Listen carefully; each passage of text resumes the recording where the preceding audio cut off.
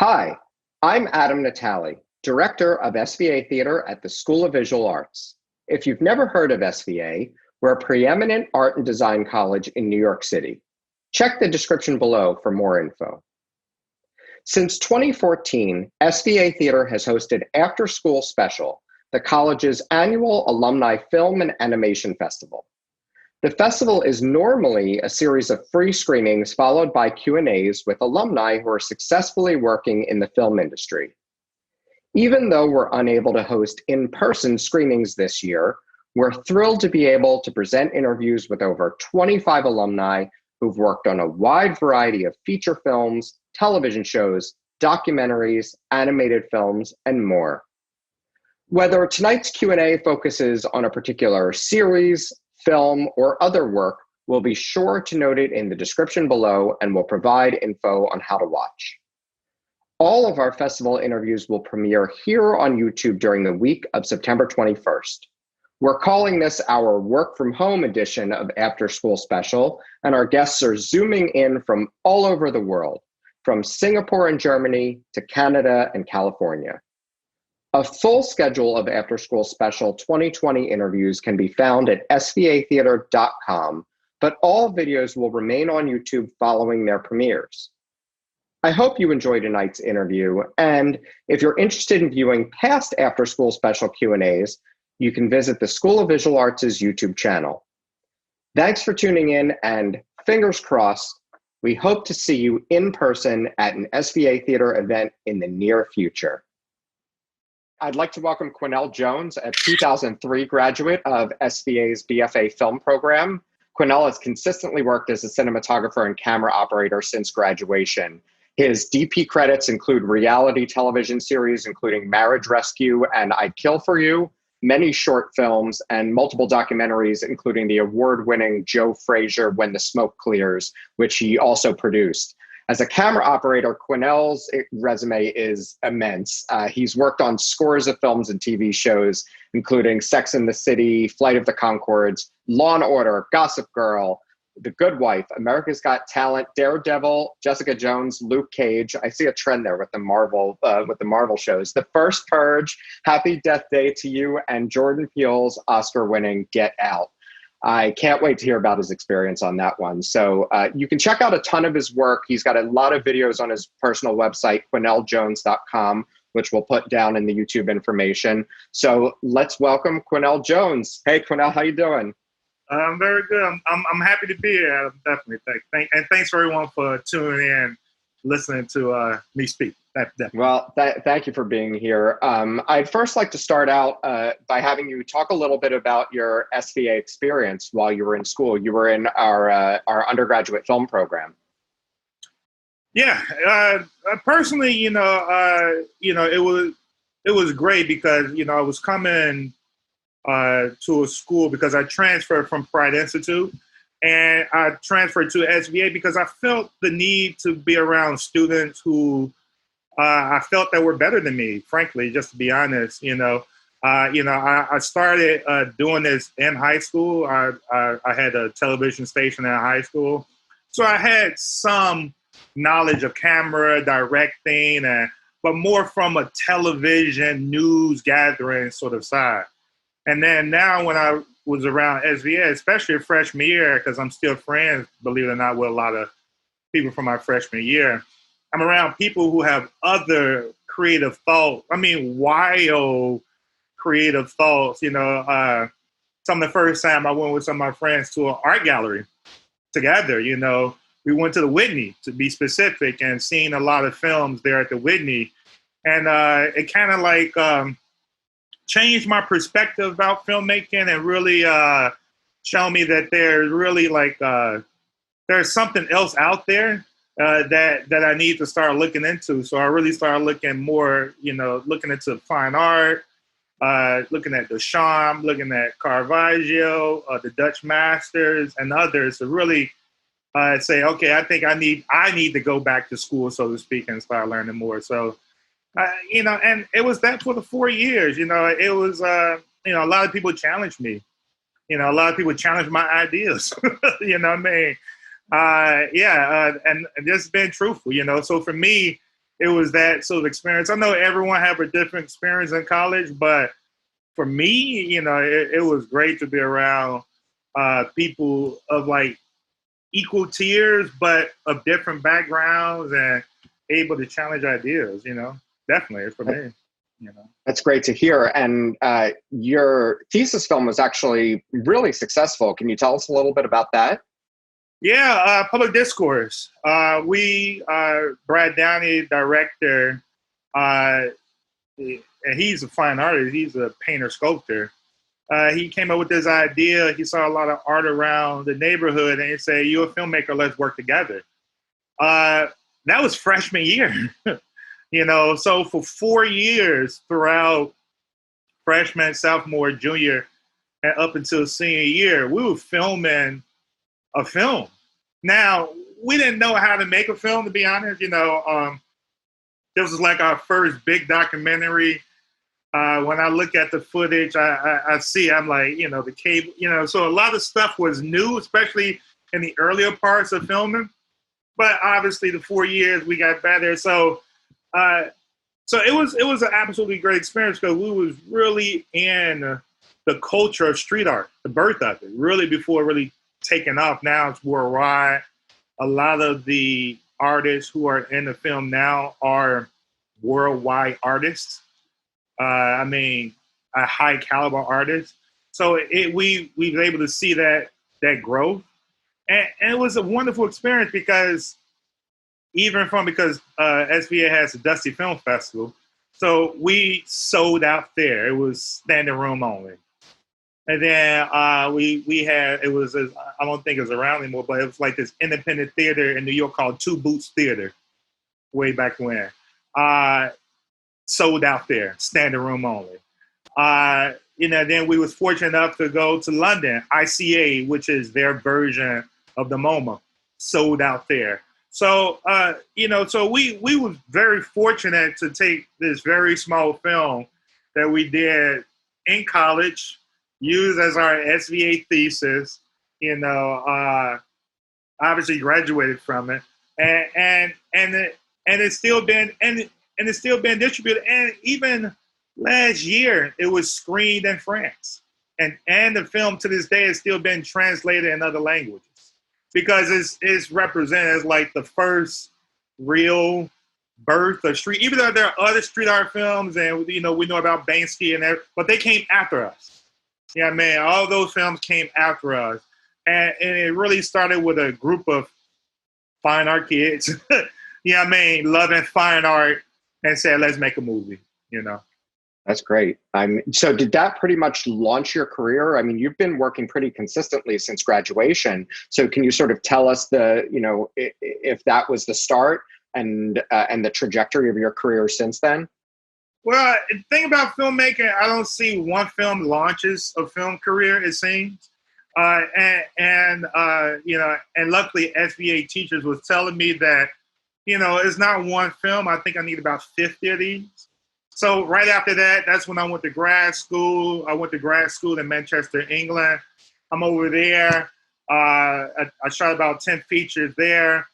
Come back, join the union, the camera union, as a loader camera assistant. Work my way up. Still on the side, I got called a weekend warrior, still shooting short film, independent films, because I owned a Super 16 camera for 10 years during that time. So, and a Claire ACL, with my own small package. So, while I'm being a camera assistant and, working and trying to earn a living, I'm also on the weekend working independent side, shooting music videos, low budget commercials and everything of the sort. So I wouldn't say it's one film. It's more just a continuation of the art form. And eventually I feel all of it just builds up and people get to know you, and hopefully, your name gets around and people get to understand your art and what you're trying to say in many forms. So, but I wouldn't say it's one film, but without a shadow of a doubt, that film has helped without a doubt. People have seen that film, and to this day, people still talk about it, like I said. So I'm very proud to be a part of it, definitely. And so, how did you choose sort of cinematography and director of photography work as opposed to directing or producing? Did you track that way during SVA, or was that pretty much, what you decided when you came out of SVA and then out of Manchester? Well, because I did start in high school, so I had some understanding of different roles and positions. So I was able to work as a producer and direct in other forms in a television setting. And then I said, you know what, this camera thing is something I really want to really understand. That's when I came to SVA, because SVA has, you can specify in cinematography, right off the top. And, to me, that's something that I wanted to do, because I knew being a cinematographer, it's complex. I'm sorry. You have to learn lighting, camera, lenses. Back in the day, film stocks. Nowadays, digital. So there's a lot there, you know. So that's what I want to do. But just as in school, I tried producing. I worked at a film distribution house. I've worked as a low budget director at times, just to see I've taken acting classes through SVA, just to see the full scope of the process, to understand that, yes, camera is what I want to do. You know what I mean? By going through that, producing is fun. I enjoy it, but not all parts of it. Directing, not all parts. Editing, a sleeper to me. So I mean, yeah, camera, yes, it has its downsides. I'm in the elements. It's raining, it's snowing, people screaming, no one cares about you. All that stuff is happening. But I'm in the middle of creating an image. So to me, that's where, even though there's all that process involved in the cinematography world, but you build in an image, and I enjoy that process. That's great. You've worked, your resume is so extensive, but you've worked a lot on the television side. Is that because there are more television jobs in New York than there are films necessarily? Does it also have to do with who's doing the hiring? Can you tell us a little bit more about that? Yeah, because I'm on the union side, I understand the numbers and stuff. New York used to be mostly a commercial town and an independent film town. Now, through the help with tax incentives and everything of the sort, and an expansion of producers seeing New York as an opportunity to stay here and work consistently. So yeah, it become more of a TV town. There was tons and tons of, obviously before the pandemic, tons and tons and tons of television. Now, there are some features, but yes, Hollywood or California is more of the feature town.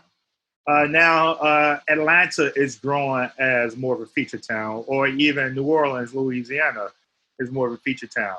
But it was because of just the city and the structure and the way jobs come to New York. There's a lot of television, so it just so happened to me. But I've worked on independent films and everything of sorts. So, but yeah, it's very much a television town here. Sure. And you mentioned the union. I know you're very much involved with Local 600, the New York chapter of the International Cinematographers Guild. Can you talk a little bit about your involvement with that and how that's helped your career networking with within such an organization? Yeah, without doubt. Yes, I'm part of the diversity committee, or has now changed to the inclusive committee, inclusion committee to be specific. So yes, I'm a part of that our national organization in regards to that, and we've been doing a lot of outreach to schools, community organizations to help get people of color and women within our union. We're building grant programs and everything of the sort. So yes, we've been doing this for a number of years, 10 years plus. And it's been great because I'm around other people who are like-minded like myself, who not only want to have a great career in the world of art and cinematography, but also give back. Also give back to the community. Also look, because people have done that to me. You know what I mean? So I'm around like-minded people who want to see the stability of the union stay strong, who want to see the growth of the union in many other ways. Even though, yes, there is a history in unions of being non-inclusive. But those days are hopefully changing. The leadership now, especially, and that's where it starts, the leadership now is much more inclusive and open to inclusion, definitely, It's a lot of work to be done, without a doubt. No doubt about it, a lot of work to be done, but the work is being done. That's good to hear. Can we hear a little bit about your personal experience being a Black man in the industry and any challenges or issues you faced along the way? Of course, as a Black man, I was just recently working on a project last week. And I was with my Karen PA who was driving me home. He wasn't Karen PA, he was a PA, I'm sorry. But he was driving me home, and, we was deep in New Jersey, so the ride was about an hour or more to drop me off. And we had a great conversation. But, he revealed to me that, this is his first time ever seeing a Black camera operator. In a number of years he's been, and that isn't my first time having that comment of a lot of people just not seeing a Black camera operator. So just my presence alone is shifting the conversation. But also, when I walk on set, sometimes because can be an anomaly to some people, even when I'm working on those big budget jobs like Daredevil, they're still not used to seeing a Black camera operator. Even when I woke up to try to get breakfast, they're asking me, am I on the crew? I've been on certain jobs where, and they very rarely do this, but someone has asked me to see my union card. You know what I mean? And obviously I refuse. And I say, call the hall and tell them my name. And I'm sure there's not many Cornells there. But yes, there is plenty of pushback, in the union. Some people don't like to see the growth of inclusion. You know what I mean? They're opposition to this, but the world is changing. You know what I mean? Like it or not, it's changing. And like I said, luckily there's leadership. Obviously I've had conversations even on our union page where people are opposed to diversity and inclusion. So much so that they filed a grievance, EEOC grievance with the government against diversity and inclusion within the union. Now they lost, and luckily the union lawyer stood up for our committee, but there are members who are working that hard against it. So there are other voices, So the work continues. The work continues without a doubt. Well, I'm glad that you're a part of that committee, and I look forward to hearing more about it. And we, tend to do stuff with the ICG at SVA Theater at least once annually. So hopefully we can, potentially have the organization in to discuss this a bit more down the line once we're back to live events and maybe even a virtual event. So I'd love to switch over and focus on your work a bit. You sent us some photos from some recent shoots you've been on. So we're going to show those now, and we'll let you talk through those and tell us a little bit about those. And then I'll have a few more questions about some other shoots you've worked on. This is Puerto Rico. That was my good D camera operator, Aguado. My Spanish is killing me. And Aguado. My Spanish is terrible. Sorry, Spanish-speaking people. And they were making fun of me it was 6 weeks on marriage rescue, so 6 weeks in Puerto Rico. My crew, it was 2 units, so my unit was pretty much, I would say, 85% Puerto Rican, including my other operator. So most of the time on headset, I hear Spanish. And then when I hear English, I'm like, oh, they must be talking to me. You know what I mean? So, but this right here is a shoot. We're in the middle of an ATV, dirt road. We have the back of the camera here. It's dusty. We're literally in the middle of a rainforest. we're trying to hold a budget because it is like, it's ATV. So imagine going through all this terrain. And then you got the couple who's trying to we follow them on the other ATV. And as you can see, the camera lens and everything is just dusty. And then, my operator, Eduardo, he decided to pull out the camera and say, look at us. Because we were sweating and we were just in the worst, just in the worst position. And just said, you got to love where we at. So this is one of the moments of like, it was hell for a camera, but great for us. And this one right here is on the pilot. This is in the middle of the shoot here with our camera assistant, Sammy, and the director in the background, Anki. And this is Tahiri Jose. And in the scene here that we are getting ready to shoot here. Yeah, so this was just a narrative pilot we did. This is back in Puerto Rico. This is some, because I shot the second unit as well. So I did all the second unit stuff for the show. And it was great because it just pretty much told me to say, Quinnell, go out and get what you get and make it look great.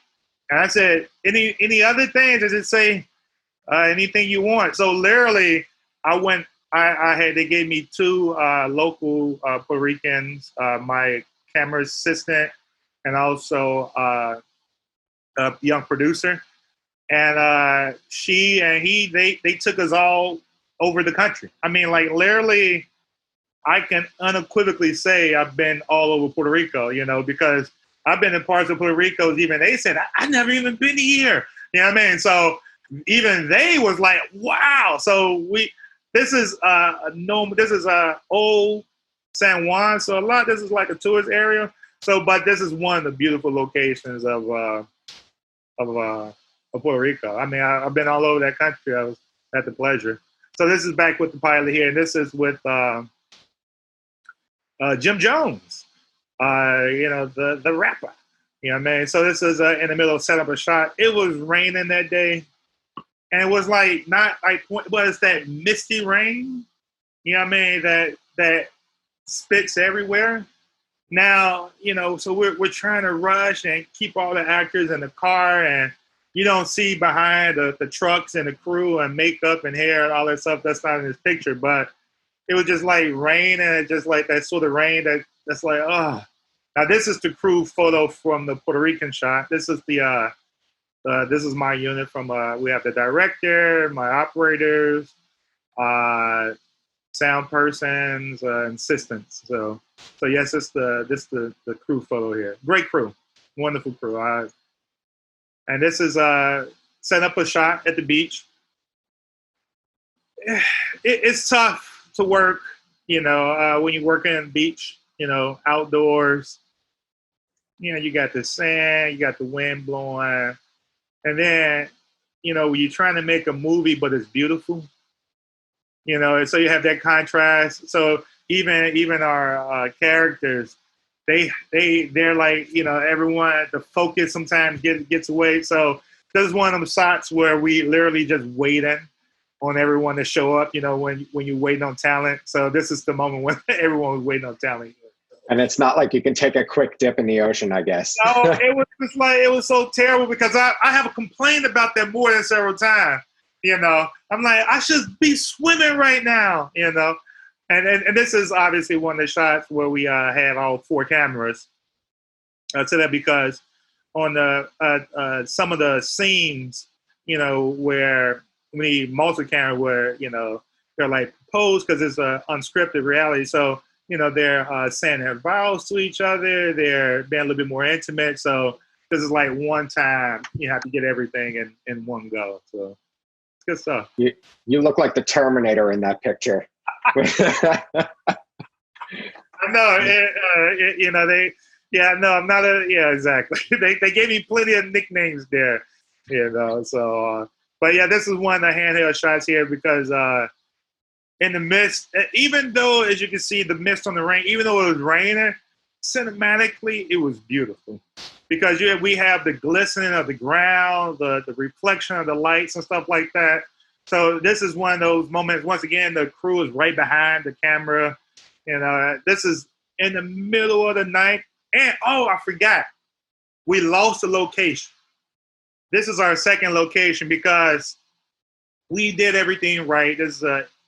We had all of our permits, but right when we were about to film in our location that we're married, this is like 11 o'clock at night because we're trying to do a night scene. So we're trying to do everything at night without streetcars. So we're starting at night. The police comes up to us and say, unfortunately, you cannot film here because there was an incident earlier and there's police activity. And we're like, we're on the film, we got all of it, and we're like, what are you talking about? They're like, well, this is police activity. But what we can do is take you over there, and we found this location here. So we had like a private police officers watch us, which is on the other side of the picture, the entire shoot, because they felt bad for us not able to shoot at our original location.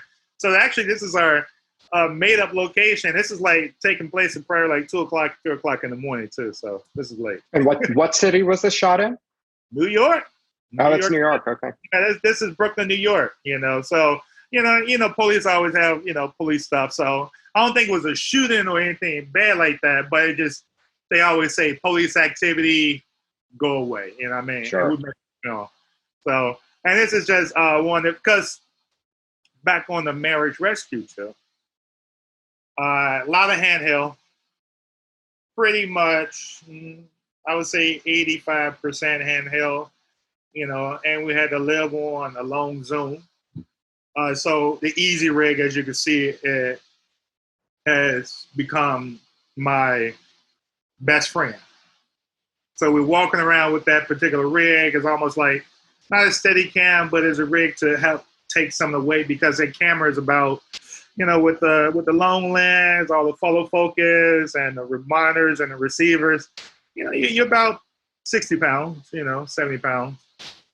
Give it 14, 15-hour day, it's tiring. Yeah. And is most unscripted television at this point handheld, or it varies? It varies. Yes, I've done a lot. Mostly handheld, obviously, because they want to keep it in that, and usually the tripod is for interviews or exposition or whatever the case may be. So it depends on the show, but I work with plenty of unscripted where mostly tripod because they want to keep it a certain way. So unscripted, is the world of, it's different, and you have to be able to adjust to what's going on. And here with this setup, we're setting up for an interview where literally after we did the ATV ride, we talk to the couples and say, how did it go? Was he great? Was he this or that?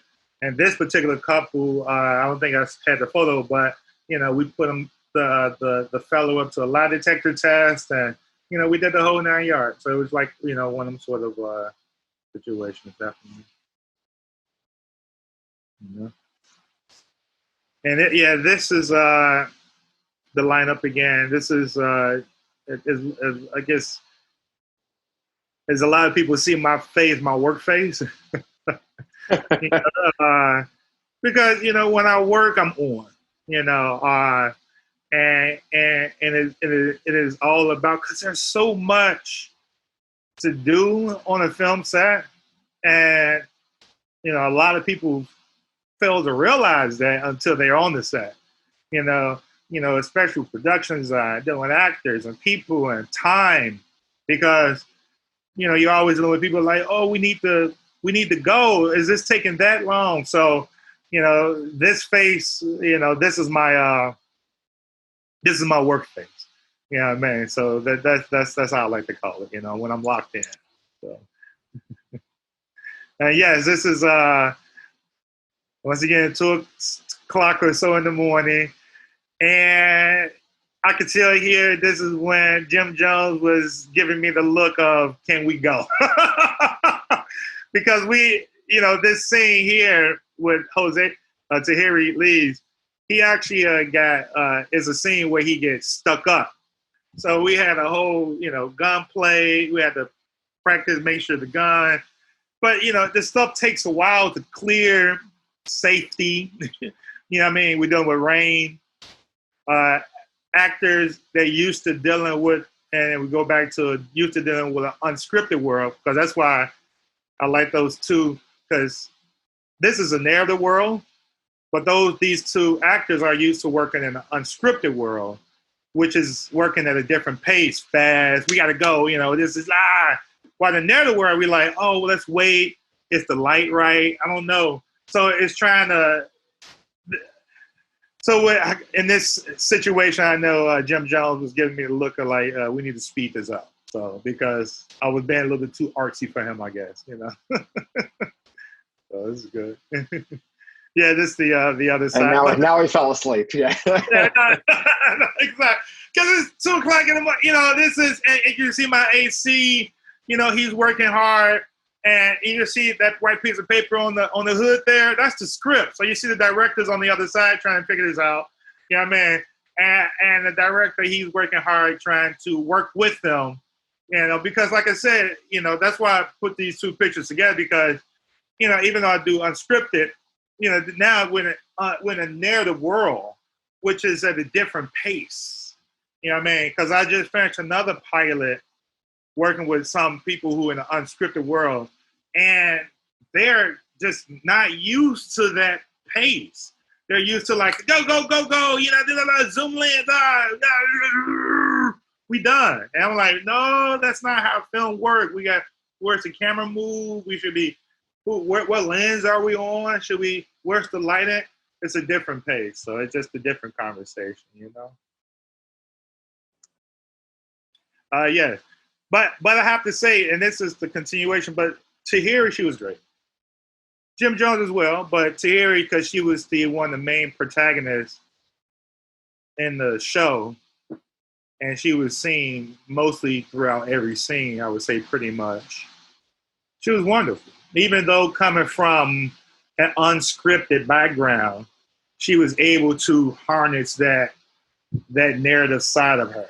You know what I mean? So this is why we're in the middle of a scene, and she killed it. She did a great job, and I'm happy on how the show came out. We didn't get picked up, and we didn't make millions of dollars, but the look and the feel of it, and the camaraderie with the crew was wonderful, without a doubt. Yes, and this is my illustrious camera assistant, Sammy, working very hard for me, because very tight schedule there, and this continuation of that. So even though the lineup didn't get picked up, is it available anywhere to watch, or?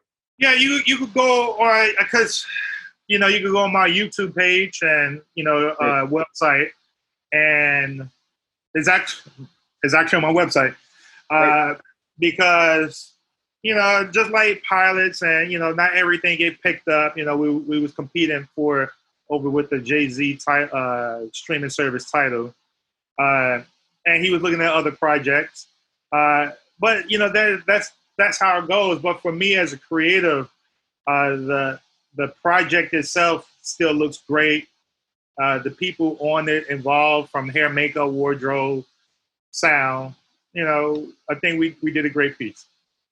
And both of those pieces, the lineup and Marriage Rescue, you were DP on those. Marriage Rescue is available on Paramount Network.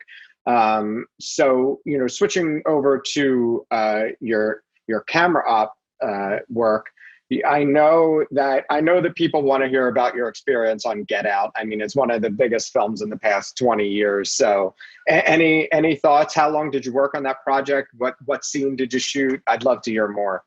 Yeah, I was, because I did the New York unit. They shot mostly, I think, in Alabama or Louisiana. And this is my my second or third time working with the DP, because I worked on the feature before. And he called me out the blue and said, we're doing New York unit upstate. Would you want to join us for, film Get Out with Jordan Peele? Now, when we got, because it's a small tier film, which is in the union scale, is a low budget film. No one working on that project. It was just another horror film, because I've done several, I was more excited working with Jordan Peele. It was because I've loved his work obviously before, so the ability to work with him was like, oh, this is fucking awesome. And then sorry, this is awesome. So I. So we going on the bus uptown. We had great conversation. He's telling me about stuff. I meet the actors and talking to the DP and telling us what we're going to do. And it was great. We go up there because New York units, it was smaller days, a few days. But it was the ending, because I know Jordan Peele had the alternate ending that he discussed. Well, I'm the alternate ending. You know what I mean? So that within itself makes it cool to me. You know what I mean? To me, I feel like I'm like some special offshoot in the film. So I'm the ending. You know what I mean? So that's why I tell everybody, it's like, that's the first third, that's the middle, that's the end, that's me. And I tell it because, I didn't work on all the film, but I tell it, I'm so appreciative to be a part of it, even when, because when we did it, like I said, everyone was working hard, don't get me wrong, lovely. It was a great film. We moved on, and I was like, great, let's see what happens. So it does well at Sundance. I'm like, oh, cool, all right, good, And then you get more buzz, and and it's like watching boiling water. You see one bubble, you're like, all right, I guess the water's getting hotter. Then all of a sudden, there's many bubbles. You're like, am I part of this? You know what I mean? So to the point where I've even myself, when Jordan accepted the Oscar, I was filming on my phone, watching on TV, saying, we together. You know what I mean? So even though I wasn't in my suit, you know what I mean? I wasn't in the suit, but I'm like, the fact that I'm connected to that film, the fact that I was able to lens it, the fact that when I look at that film, I see my shots. You know what I mean? It does, without a doubt, it definitely put big smiles on my face. It's like, I'm like, oh, yeah, I'm happy to be a part of it, without a doubt. So check out the ending. Yeah, that's awesome. And well, I have a question. In that position, I'm guessing you're able to see at least a few script pages for your work, but do you see the whole script or not? Yeah, I read the script. Oh, okay. I mean? Yeah, I think every film I worked on, I read the script. Probably twice because, when you're working at this junior camera operator level, in my opinion, you got to come prepared. And how I come prepared is knowing the script to the best of my knowledge. So, yeah, I read the script, but once again, like any great story, you're like, oh, this is cool, But a lot of scripts I read and seen the film, and it's nothing like the script because they got post-production and they did that and they put this on that side.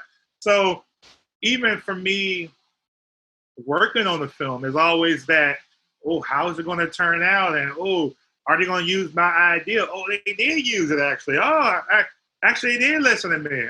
You know what I mean? Or no, they didn't listen to me at all. You know what I mean? So that happens a lot too. Oh, no one cared about my opinion. Okay, good. You know what I mean? So, because it's a collaborative effort, and me, especially in the camera operator world, I'm more of a support of the DP and his and her vision, and trying to facilitate that as much as possible, and also be true to the script. Great. So let's talk a little bit about what you're working on now. If you're working, have you worked at all during the pandemic, either from home, or have there been a few shoots, or is anything coming up? Well, so actual work, yes, I've been working. I've done a major shoot that I had to sign a NDA form for, so I cannot speak about it. I can even take pictures. No problem. We understand. Yeah. So, but yes, I have been working. Fortunately, Obviously, not as frequent as before because of the pandemic. And also, I was called to do a feature film down in Georgia that literally is supposed to be there now, but was pushed to a later date because of COVID. So, yes, COVID is affecting production, the rate of when to start, because even though there are some production have started and some are finishing, but it's all in experimental phase. You know what I mean? Everyone's trying to figure this new world out. And it's not just us in Hollywood. You know, I would listen to other forums in South Africa. You know what I mean? So listen to how they're dealing with it. So I guess it's comforting to say it's not just us. You know, even though, you know, it's not good, but it's the world. The world is dealing with it without a doubt. Are there any either films or TV shows you worked on, you know, in the past that are coming out later this year or in the next few months that you know of? Yeah, I did do a movie. I can't think of his name now because I did do a movie with Jennifer Lopez. I was additional operator on that's supposed to come out. I was camera operator on a promo, but not the movie. I was on the camera operator on the new James Bond movie promo. But then what already came out is The Last OG. I did some additional camera operating on that TV show as well. So Great. those are some of the recent projects I've done, you know, in my camera. Because you're right, I do camera operator on the big union budget side, but I'm also an independent cinematographer. So it's all creative work. Well, I'd love for you to give some advice to either students or just people in general who might be watching this who are interested in getting involved in the type of or getting the type of career that you have. Any thoughts to offer? Yes, I would say first and foremost, don't give up. Doubt always sets in. Trust your creative eye and shoot every day without fail. Trust yourself and not the critics. So, you know, I'm wondering, since SVA is going virtual this fall, one of the things we were actually like sort of talking about the other day was how do you teach something like cinematography that's so hands-on to students who are at home who might not have the equipment with them? It'd be interesting to hear your take on that. Translate your cinematography work to still camera, because cinematography is just the technology. Mm-hmm. You're trying to create an image. So to me, there's painters, there's photographers. There's my great painter Caravaggio. To me, so for even though, you know, because that's why even before I talked to you guys, I get up around 7 this morning to go shoot photography. So that's what I did this morning. You know what I mean? So I do this every day. And to me, and cinematography is just technology. To me, I'm creating an image. So if you're a young cinematographer and you're in a pandemic phase and the technology around you is limited, well, the ability to create an image is not, though. That's great. Well, I just want to thank you. It was really great being able to see some of your work. And like I said, you have a ton of videos on your website, including the lineup, which I can't wait to watch now that I know all about it.